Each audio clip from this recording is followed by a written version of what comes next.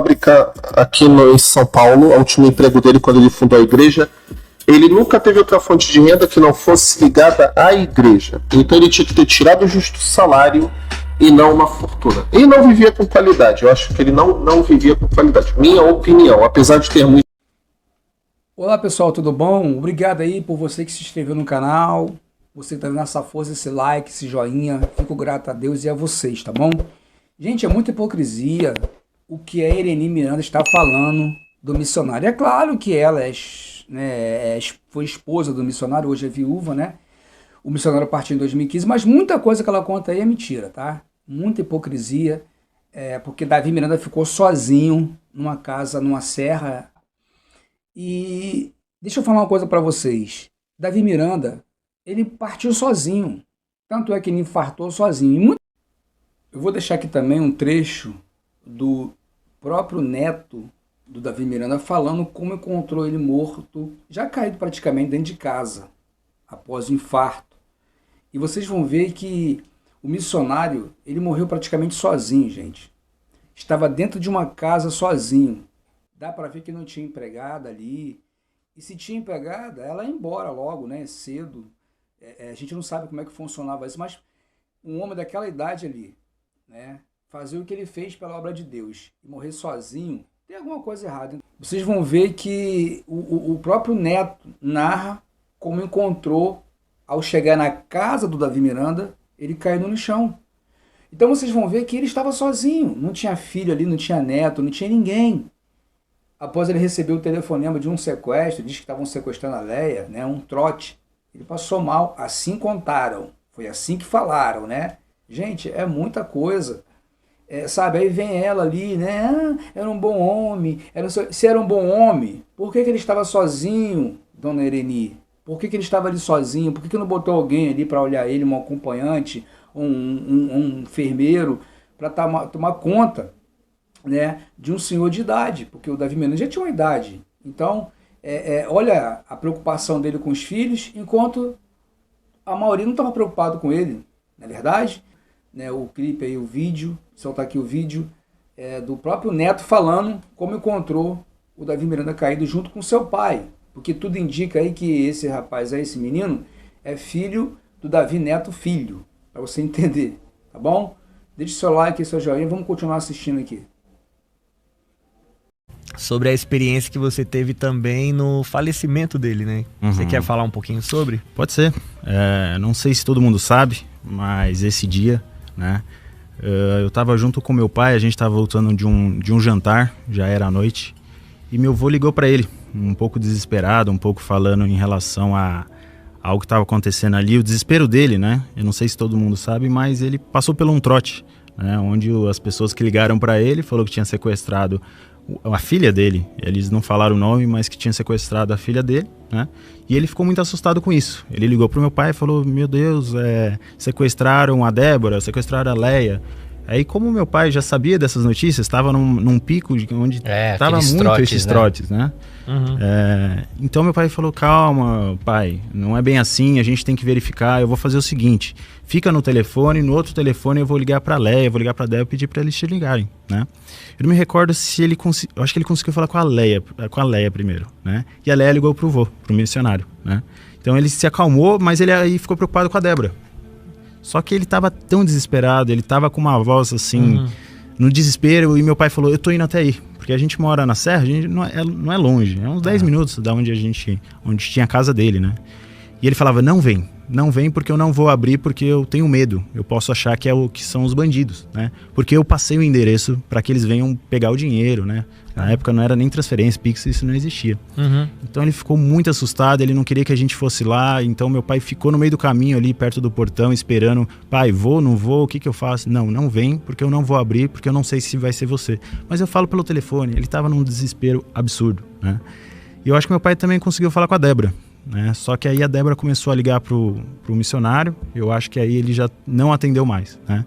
Aí na hora que começou, meu pai no telefone com ele ali ainda começou a ficar em silêncio, né? Meu pai se assustou, falou: não, a gente precisa ir para lá, a gente precisa ir para lá.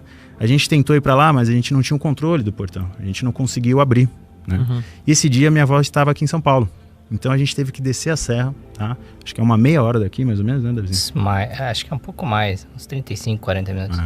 Então meu pai desceu com toda a velocidade, pegou a chave e subiu. Thiago, vamos comigo lá, né? E a gente ainda tentando ligar, todo o caminho a gente tentando ligar e só tocava, né? Aí na nossa mente já vem aquele desespero, por que não atender? Será que ele tá com medo, né? Enfim, a gente conseguiu abrir o portão. Na hora que a gente abriu o portão, a gente começou a ligar e a gente só ouvia o telefone tocando, né? Trim, trim. E nessa hora a gente, pelo menos eu senti ali que alguma coisa tinha acontecido, né? Por que ele não estaria atendendo, sendo que estava ali na mesa da cozinha o telefone?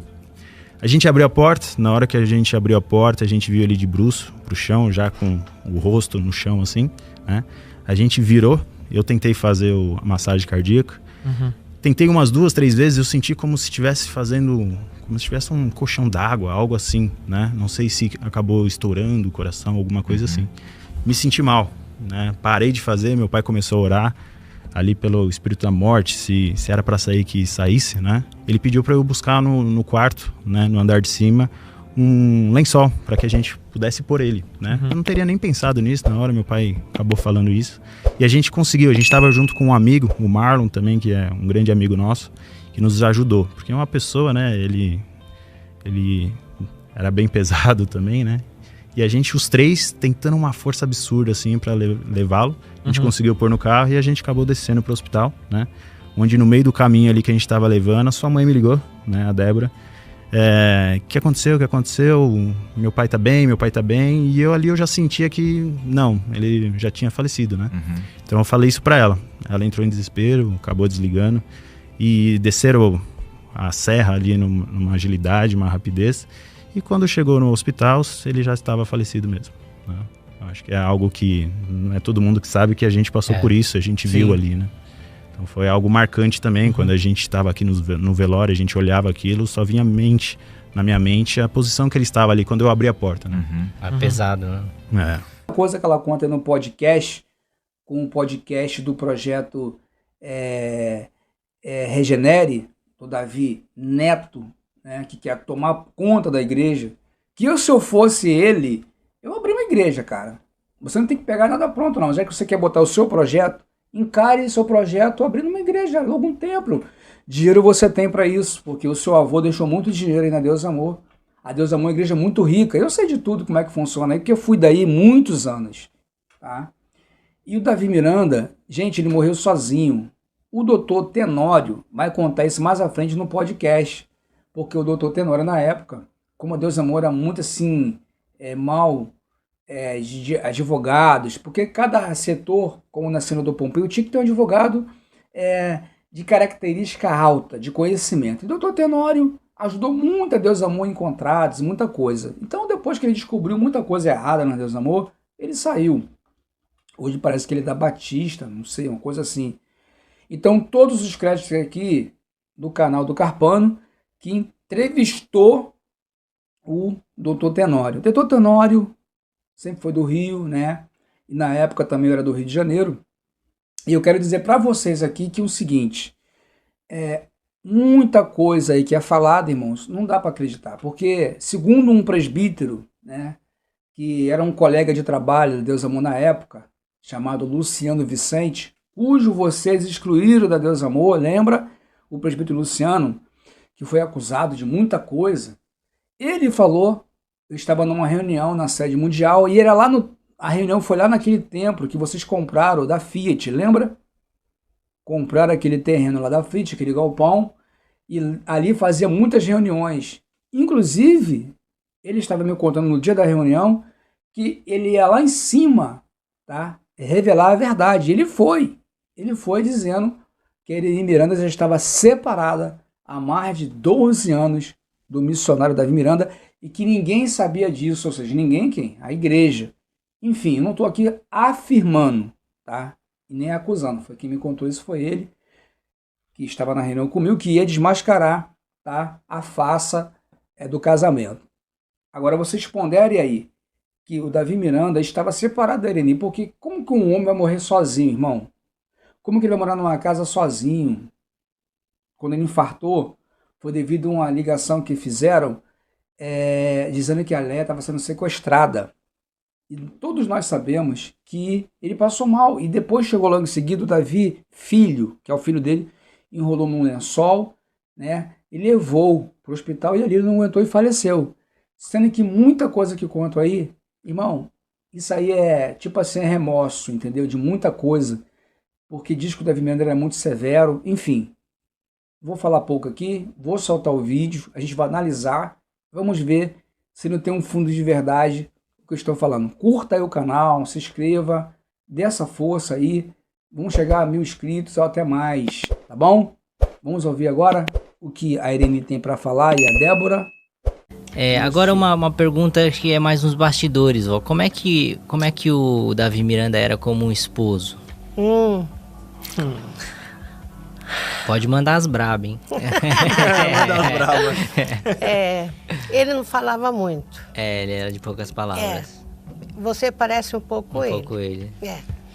E eu gosto muito de falar, né? Ele falava e às vezes ele não respondia. Eu olhava para ele assim para falar algumas verdades para ele. E ele estava orando. Orando em espírito. Pronto, eu ia dar uma bronca. Pronto, jeito, né? Não dava, né? Então ele orava muito e baixinho, no espírito. Ele estava com problema, talvez, na igreja. E eu,